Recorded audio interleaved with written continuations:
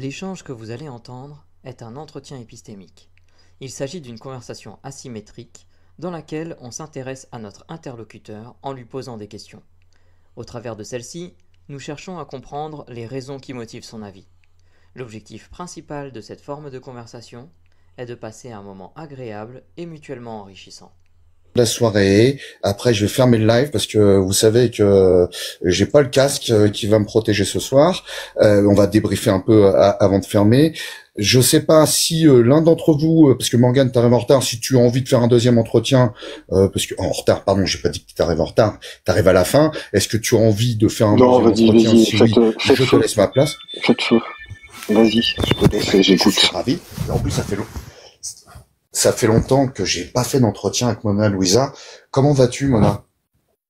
Je vais bien, merci. Et toi?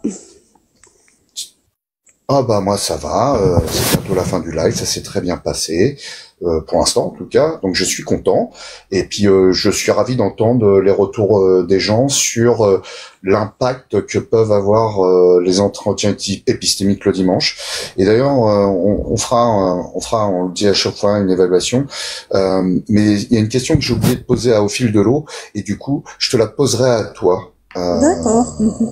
À la fin de Et l'entretien. bonjour tout le D'accord. monde. Parce que je crois que tu viens souvent. Tu viens souvent, toi aussi. Oui, ces derniers temps, je suis passée, mais je suis pas montée en live, mais je suis passée écouter. Mais oui, je viens souvent.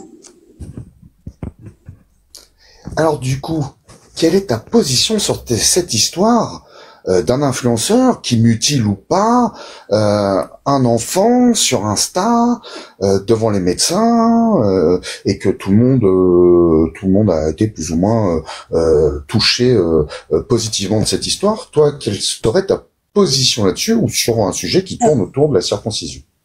Alors ok, mais j'ai besoin d'un peu plus de contexte parce que moi j'ai pas Instagram et j'ai pas suivi et je ne comprends pas comment ça peut se faire sur Instagram. Donc il a mutilé un gamin et les médecins étaient ok. Alors, c'est ça? Alors, le terme, quand tu regardes le titre, le terme mutilé, il est barré. C'est, on l'a fait volontairement, pas que pour l'algorithme. Pour certains, c'est une mutilation. Pour d'autres, ce n'est pas une mutilation. Mais effectivement, ce jeune homme, ce jeune influenceur, donc il a circoncis. On va utiliser un autre voilà, terme. il a coupé le bout enfin, il a ôté le prépuce de son bébé devant les caméras, lui-même avec les ciseaux, dans un cadre médical, et il en a fait la promotion sur Insta. Il a que le petit bout dans une enveloppe pour le ramener chez lui. Voilà. Ouais. Allô? Ouais, je suis là. C'est un peu, comment dire, je ne comprends pas déjà, que ça passe sur Instagram. Deuxièmement, il n'est pas chirurgien. Comment il peut commettre un tel acte? Parce que là, c'est des actes interdits par la loi, déjà. Puisque c'est les chirurgiens qui sont autorisés à le faire. Et pas les gens. Il y a une loi qui encadre... D'accord. Voilà, et normalement, il devrait être poursuivi, lui, et à savoir qu'il risque 5 ans d'emprisonnement pour cet acte. Ok.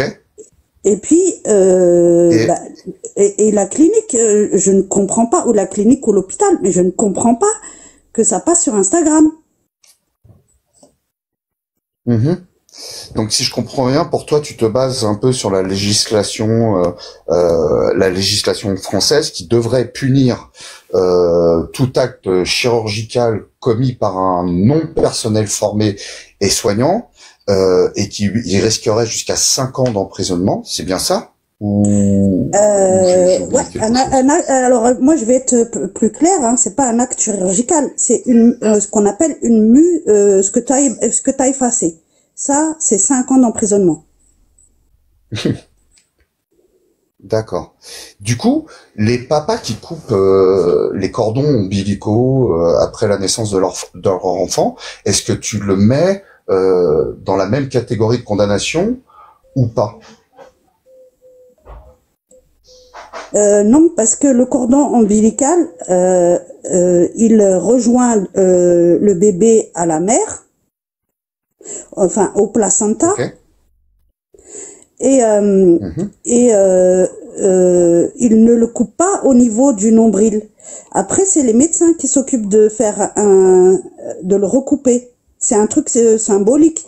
D'accord. Le cordon, il est clampé Ok. de deux côtés, donc il n'y a aucun risque. Et c'est un peu symbolique. Et après, Mhm. c'est le médecin qui va refaire la vraie découpe autour du nombril. D'accord. Donc tu considères pas que c'est un acte chirurgical de couper le cordon qui relie le placenta à l'enfant. C'est un acte chirurgical, mais c'est pas une voilà, le mot interdit. Ok. Donc si je comprends bien pour toi, euh, ce qui te ce qui te préoccupe le plus dans cette histoire, c'est que là, c'est pas tant l'acte chirurgical commis dans un cadre encadré, désolé pour la répétition, mais encadré par des professionnels de santé, c'est que cet acte en tant que tel, toi, tu le considères comme une mutilation. C'est bien ça? Bah, ouais, en fait, euh, euh, je pense que, alors je sais pas, peut-être faudrait carrément interdire même la découpe du placenta. Il y a des actes qui doivent pas être faits Mhm. par des novices. Parce que moi, je suis pas une Mhm. spécialiste. Ok. J'ai compris que quand on coupait le cordon, on le fait couper loin du bébé.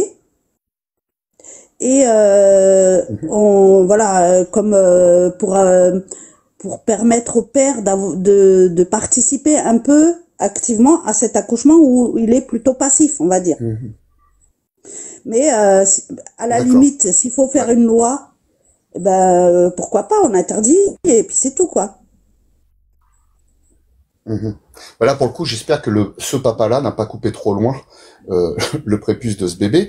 Mais j'aimerais savoir qu'est-ce qui te fait penser qu'aujourd'hui la circoncision doit être considérée ou est peut-être considérée comme une mutilation. Euh, je sais pas en fait. Bah, le fait qu'on enlève une partie d'un corps humain ou qu'on découpe une partie d'un corps humain, bah, c'est ça qui s'appelle une mutilation. Mhm. Non? Je sais pas. D'accord. Ok. Bah, je sais pas non plus. C'est si pour toi la définition de la mutilation, c'est d'enlever une partie du corps humain. Moi, je peux être d'accord avec ta définition. Mais qu'est-ce que tu considères comme partie du corps humain? Tout à l'heure, on a parlé des ongles, des cheveux. Est-ce que le piercing est une mutilation? Le piercing des oreilles et tout ça, est-ce que tu considérerais que c'est une mutilation? Euh, alors, oui, à la limite, tous les piercings, parce qu'il y a, heureusement, on n'autorise pas aux trop jeunes de faire des piercings, mais on voit bien des gens qui font des trucs bizarres avec leur corps. Ils mettent des cornes, ils mettent Mhm. des trucs larges aux oreilles. C'est même plus des trous, c'est carrément des Mhm. disques et tout ça, quoi. Donc tout ça, ça peut Ok. être considéré comme de la mutilation. Et donc, ça doit pas être permis Mhm. sur des enfants. Moi, je vois les choses comme ça. Ok.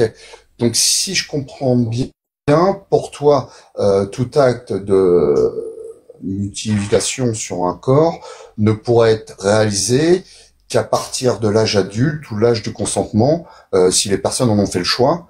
Et à partir du moment où on va intervenir sur le corps d'une personne non consentante, ça relève de la mince.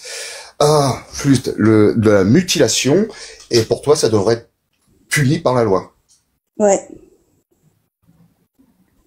Ok. Et est-ce que tu penses qu'aujourd'hui, la loi autorise ce que tu considères être comme une mutilation sur un enfant non consentant, sur un acte tel que la circoncision? Normalement, c'est interdit, mais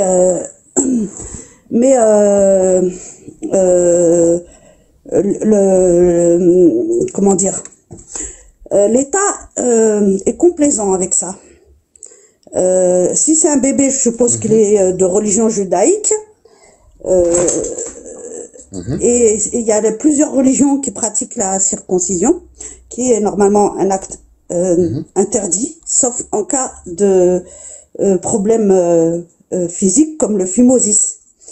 Mais comme l'État veut pas se prendre dans la tête tous les religieux, ils sont très complaisants et ils font des certificats très facilement. Ok. Donc, que l'État soit très complaisant vis-à-vis des pratiques cultuelles qui font des actes assez compliqués sur le corps des enfants, tu penses qu'ils sont complaisants parce que ils ont peur de quelque chose ou parce que ils ont jugé d'un point de vue scientifique que c'était pas quelque chose de grave? Quelle en serait la cause pour toi? Je pense que c'est les deux.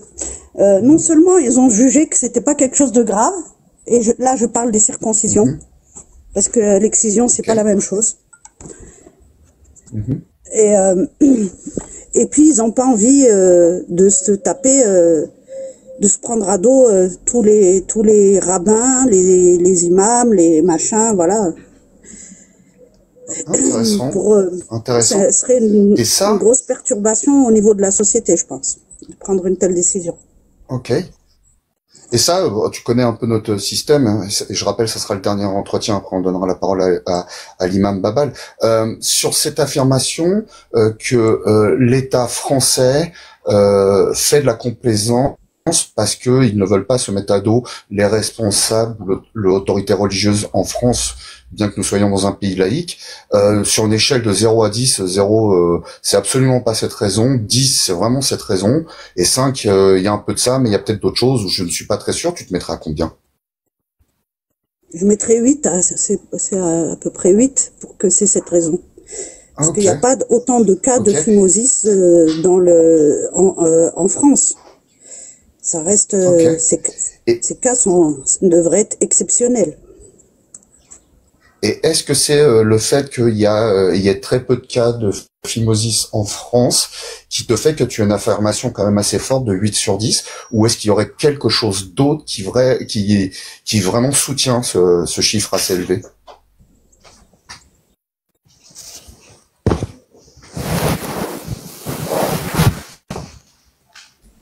Quelque chose d'autre, c'est possible, mais moi je vois pas. Ah. Ok. Et comme ça, je vois pas. Ouais. Ok. Et du coup, comment tu pourrais vérifier, comment tu as eu cette affirmation, comment tu en es arrivé à cette affirmation? Comment j'en suis arrivée à cette information? Parce que c'est une question de logique. Il n'y a pas autant de phimosis en France, et certainement pas dirigé vers une catégorie de population, c'est-à-dire les religieux. C'est pas logique, les chiffres. Tout à l'heure, tu m'as dit que c'était pas... Ouais. Mais tu m'as dit tout à l'heure que c'était pas la raison principale qui te faisait penser que l'État français est complaisant par rapport à ces rituels cultuels. Si c'est pas la raison principale, moi ce que j'aimerais voir avec toi, c'est vraiment qu'est-ce qui t'amène à penser que sur 8 sur 10, la complaisance de l'État est pour éviter les problèmes avec les religieux. Eh bien, si c'était pas de la complaisance, il serait plus strict sur les réels phimosis. Ok. Et si on demain tu aurait discutais des circoncisions qui seraient en concordance avec le vrai chiffre. Ok. de Si ces demain tu situations. discutais avec un, si demain tu Mhm. discutais avec le corps médical ou des personnes représentants de l'État qui sont au ministère de la Santé, qui te disent que la complaisance, elle n'est pas du tout tournée vers l'autorité religieuse, mais qu'ils ont fait un prorata risque-bénéfice et qu'aujourd'hui, en 2025, cette pratique, si elle n'est pas encadrée dans un cadre médical, il y a plus de risques pour les enfants et que pour le coup, tant que les gens ne décident d'abandonner ces pratiques religieuses, il vaut mieux que les circoncisions soient pratiquées dans un cadre hospitalier, encadré, aseptisé. Est-ce que ça te ferait changer ton niveau d'opinion de 8 sur 10? En fait, ça, je pense pas que la question de la circoncision, qu'il s'inquiète vraiment du cadre sécurisé, parce que c'est des pratiques qui existent depuis 2000 ans et elles se font ailleurs sans aucun problème, sauf exception bien sûr, hein, mais sans aucun problème de de je sais pas moi de santé, que ce soit l'hémorragie, que ce soit peu importe le truc quoi. Je pense que c'est vraiment autre chose. Ok. Parce que les parents le feraient Écoute, ailleurs, on c'est arrive tout. au terme de cette. Ok, on arrive au terme de cette discussion et c'est bien dommage parce que j'aurais bien aimé creuser cette affirmation-là. Et d'ailleurs, je vais peut-être faire une petite question emportée avant de passer la parole à Morgan John et ensuite on débriefera avec les modos et le meilleur imam de France. Est-ce que tu connais le taux de mortalité infantile qui sont liées à des mauvaises pratiques médicales puisqu'elles sont faites comme ça à l'arrache dans les pays où justement les enfants ne peuvent pas être circoncis dans un milieu aseptisé et hospitalier. Je connais pas le taux. Par contre, moi j'ai vu des circoncisions. Et Intéressant. Alors c'est dommage parce que tu vois, j'aurais bien aimé qu'on creuse encore, mais on arrive au terme. On va s'arrêter là si tu le veux bien, et ok, je vais passer la parole à Morgane et à John pour la petite question emportée que tu connais, qui n'apporte pas de réponse immédiate. Hein. C'est un peu comme au driving. c'est Tu bien de repars me le avec ton petit rappeler. paquet, ton coca. Oui. Allez-y les copains. Allez, j'envoie pour le coca. Euh, Si jamais, en fait, la complaisance, on va dire, de l'État n'était pas due à une volonté de préserver les religieux, mais que c'était enfin, on était compétent vis-à-vis de cette pratique parce que c'était préservatif médicalement. Si la vraie raison c'était ça, à quoi est-ce que tu pourrais t'en rendre compte?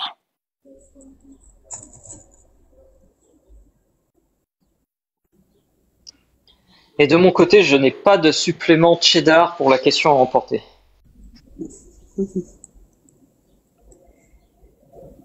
Ok, Eh ben, écoute Mona, bonne ouais. réflexion. Comme dit un grand homme des lives des entretiens épistémiques ou au bac premier, le meilleur de l'entretien quand il est réussi, c'est pas maintenant, c'est le lendemain sous la douche. Quand on y repense. Je vais demander à Terra de fermer son micro, merci. Donc, je vais te poser la vraie question. Je vais te poser d'abord la question et ensuite j'en aurai une deuxième et après on débrief. Comment tu t'es senti pendant cet entretien? Bien. Je me suis sentie bien, mais c'était un peu trop court. Mais bon, c'est toujours la frustration. J'ai peut-être du mal à vivre la frustration. Ouais, c'est un peu ce que dit le bébé de l'influenceur, c'est un peu trop court. Euh, et du coup, je vais te poser la question à toi parce que j'ai pas pu la poser avant parce que on a eu beaucoup de compliments aujourd'hui sur nos lives. Est-ce que toi qui viens régulièrement, depuis que tu fréquentes les lives épistémiques, ça a changé quelque chose pour toi dans ta façon d'appréhender les autres personnes, les discussions, les débats, ou ça change absolument rien? Euh, non, je sais pas si ça a changé quelque chose avec mes interactions avec les autres, mais je sais que j'apprécie de ces moments parce qu'ils sont pas coupés et que l'objectif il n'est pas d'avoir raison et il est juste de réfléchir sur une question tous ensemble. Et ça, j'apprécie beaucoup. Bah écoute, je te remercie Mona, et puis tu sais que t'es la bienvenue, tu reviens quand tu veux, quand le sujet t'intéresse, et puis je te laisse redescendre toute seule comme une grande? Oui.